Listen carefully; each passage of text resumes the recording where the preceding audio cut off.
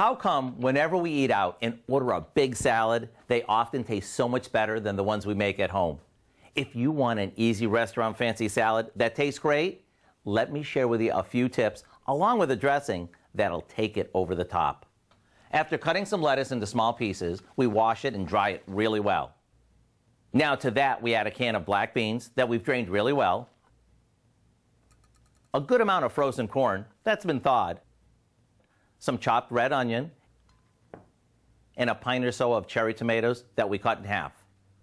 While that chills for a few minutes in the fridge, we toss some cilantro, avocado, a couple cloves of garlic into the blender, along with some olive oil, mayo, fresh lime juice, and a touch of salt and pepper.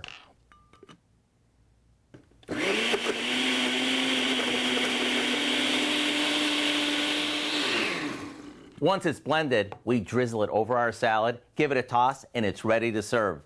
It's just as good as those pricey restaurant salads, and to me, even better. This is one of those salads where everything is just the right size, so you don't know if you should eat it with a fork or a spoon. I do hope you'll go online and get the recipe for our Southwestern Salad Toss, which would be perfect to serve tonight or really any night.